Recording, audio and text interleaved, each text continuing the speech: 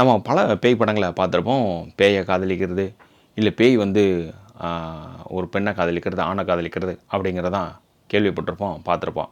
ஆனால் இந்த படம் ஒரு கேவான பேய் வந்து கல்யாணத்துக்கு முன்னாடி இறந்ததுனால எனக்கு ஒரு திருமணம் வேணும் அப்படின்னு அவங்க பாட்டிக்கிட்ட சொல்ல, பாட்டி ஒரு பையனை அழகான பையனாக பிடிச்சி கல்யாணம் பண்ணி வைக்கிறது தான் இந்த படத்தினுடைய கதை. அந்த பையன் ஒரு போலீஸ் ஆஃபீஸராக இருந்தால் எப்படி இருக்கும் அப்படிங்கிறது தான் extra twist. Marry my dead body, Taiwan நாட்டினுடைய படம் இது. ஒரு போலீஸ் ஆஃபீஸர் தன்னுடைய கடமையை நேர்மையாக செஞ்சிட்ருக்காரு.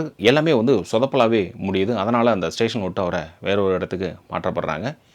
இவருடைய அந்த ஓப்பனிங் ஆக்ஷனில் வந்து இவருக்கு ஒரு துருப்பு சீட்டு ஒன்று கிடைக்கிது. அதாவது ரெட் கலரில் ஒரு சீட்டு ஒன்று கிடைக்கிது. அந்த ஓப்பன் பண்ணி பார்த்தா உள்ளே வந்து முடி, நகம் இதெல்லாம் இருக்குது. என்னன்னு தெரியுமா, தூக்கி போடுறாரு. அது வந்து டக்குன்னு அவர்கிட்டயே ஒட்டிக்குது. அப்போ ஒரு பாட்டி வந்து சொல்கிறாங்க, நீ தான் என்னுடைய பேரனுடைய மணமகள் அப்படிங்கிற.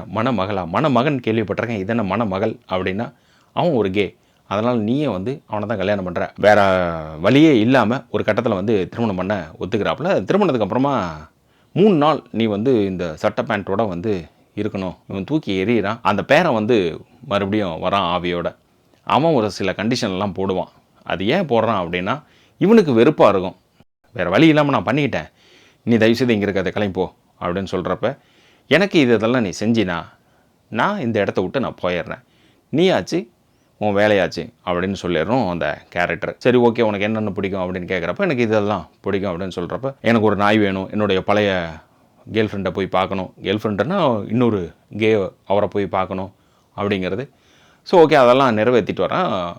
இந்த இன்பிட்வீன் கேப்பில் வந்து என்னென்னா, போலீஸ்காரன் அப்படிங்கிறப்பயே வந்து அவனுக்குன்னு ஒரு கடமை ஒன்று இருக்கும் இல்லையா, அதாவது ட்ரக் ஃப்ரீ சொசைட்டி. இதுதான் அங்கேயும் சொல்லியிருக்கிறானுங்க. தமிழில் மட்டும்தான் நீங்கள் சொல்லுவீங்களா, தைவான் நாட்டிலே நாங்கள் சொல்லுவோம் அப்படின்ட்டு ட்ரக் ஃப்ரீ சொசைட்டிக்கான வேலையை அவர் செய்ய ஆரம்பிக்கிறாரு. அங்கே இருக்கக்கூடிய அந்த கேங்ஸ்டரை போய் போட்டு தள்ளுறது எப்படி அப்படிங்கிறது. இன்னொன்று, அந்த பேயாக இருக்கக்கூடிய இவருடைய பார்ட்னர் எந்த அளவுக்கு அவர் கூட நகைச்சுவையோடு கலந்த ஹெல்ப் பண்ணுறார் அப்படிங்கிறது தான் கிளைமேக்ஸில். இந்த ஆசையினை நிறைவேற்றணும் அப்படிங்கிறத அதை செஞ்சு முடிக்கிறார். அது என்ன ஆசை அப்படிங்கிறதான் படம்.